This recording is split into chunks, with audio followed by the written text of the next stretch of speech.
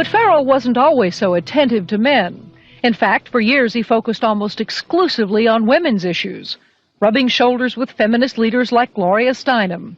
And he's still a card-carrying member of the National Organization for Women. I believe that women cannot hear what men do not say. And he's got a lot to say to both men and women in his provocative new book, The Myth of Male Power. I was making a very significant amount of money speaking around the world on behalf of women's issues alone. I went through a period of forming men's groups.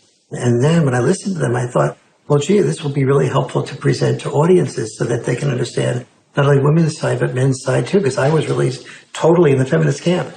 And immediately I saw my standing ovations drop. I started hearing that there was people saying, don't invite him there, to speak with us. And pretty soon I had, very few college and university speaking engagements. How did you originally get involved with feminism?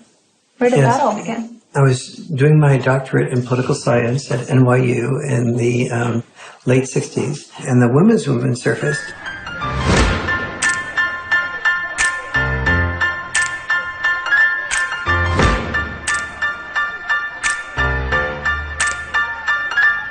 And I started to say, this is the most exciting thing I've ever heard, because I'd heard civil rights, gay rights, but suddenly women were saying, I don't want to be confined to just being a homemaker or a secretary. And so it's like, why shouldn't women be encouraged to do everything they possibly can do? And at that point in time, I saw a lot of women marrying men that they weren't completely in love with, but the man earned a fair amount.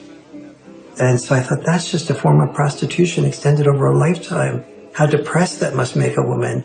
And it's not going to be good for a man either. He never knows whether he's loved for who he is or loved for what he has. And he's afraid to give up producing because he's afraid to lose love. And so women who were successful to me appeared to be women who would free men from having to be all, wrapped up in just being the only breadwinner and supporting 1, 2, 3, 4, 5 people, which, it's one thing to support yourself. When you're supporting 5 people, you don't have the freedom to question your boss because you're supporting 5 people. The first issue of feminism was to say, just because I'm a woman, maybe I don't want to spend my life raising children. Don't force me into that role against my will. So they looked at men and said, well, you're not forced to raise children. You don't have any issue. But for men, the traditional sex role was not raising children. For us, the traditional sex role was to be a provider, a protector, and to initiate relationships. Each of us has traditional sex roles. Don't force us to carry out those traditional sex roles. We have the same rules set up for men that they've always lived by, that you need to protect and provide at any cost. But we've changed everything where it concerns women. They now have access to everything men have always had access to education, to work, to whatever they want to do. But they're not the ones driving the semis. And they're not the ones in the coal mines. You don't hear the National Organization for Women complaining that there is just not enough female ditch diggers.